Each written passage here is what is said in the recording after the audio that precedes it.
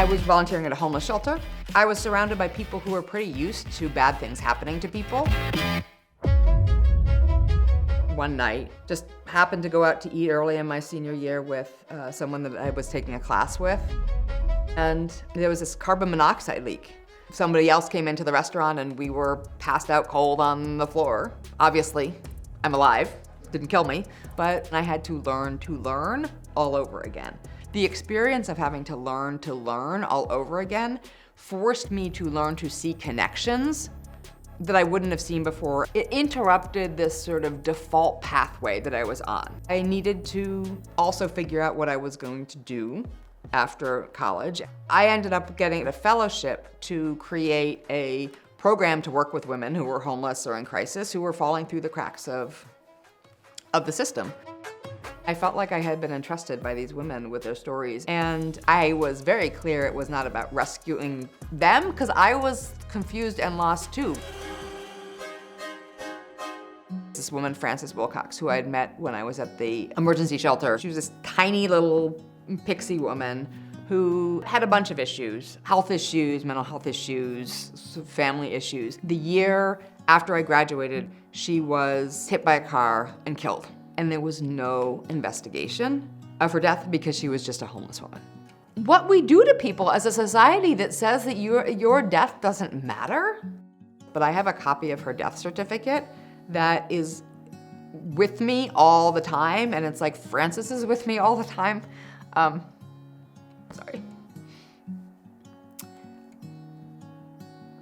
The issue was that people were particularly screwed over. And the way that I understand that people were screwed over is that we all share this hard wiring for well-being. We all do better, we are healthier, we have more hope, we are more resilient when we have some access to, it turns out, the science is pretty clear, just 5 things. The first one is connection. Like connection and belonging. The second is safety. The third is we need some kind of stability. We need to matter, right? Which is a sense of purpose and influence. And then we need to be able to meet our needs for food and shelter and water and air and the things that are often seen as basic needs. We often talk about how the work of a country where everyone has a fair shot at well-being gets us away from asking, what's the matter with you, to asking what matters to you. I'm gonna tell you a story about Marcus. Marcus is a high school kid who lives in around St. Louis, near St. Louis, Missouri. Marcus's mom works a shift so that Marcus has to get himself off to school in the morning, but he's in high school. Marcus had missed 28 out of the last 30-something days of school. He'd been marked absent, which is not a recipe for success. Clearly there's something going on, and he'd ended up on the juvenile court's radar screen, as often happens with truancy cases. Marcus is a black kid, single mom, high crime neighborhood, high poverty. It turns out Marcus hadn't actually missed 28 days of school. He'd been marked absent 28 days. But Marcus had actually made it to school most days. But the reason he was late is because he'd been walking to school or getting a ride. He had missed his bus. And the reason he'd missed his bus is because he was waiting with his little sister for her bus, which came after the high school bus. And the reason he had started waiting with his little sister for the bus is because something bad had happened in the neighborhood, and he and his mom had decided it wasn't safe. So the solution there is not to add another service, it's not to tell them that they need to do something else. Is there actually a neighbor that Marcus could leave his little sister with in the morning? And yes, there was a neighbor. Not every kid who's missing school doesn't value school. Not every kid in a high crime area is involved in crime. The reason that I think the Marcus story is really, really important is the thing that needed to be fixed is how we see Marcus. Most of the time, what people think needs to be fixed is Marcus.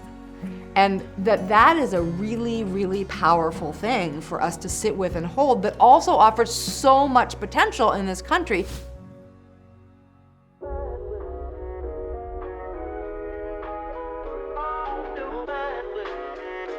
We work with partners around the country that share our commitment to moving the US towards a country where everyone has a fair shot at well-being.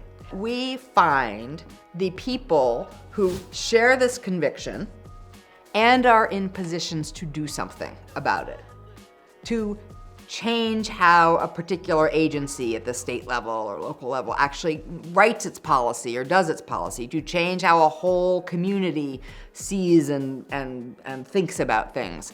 We work with them to think about how if you start with well-being, you really just start with the belief that everybody shares this drive for well-being.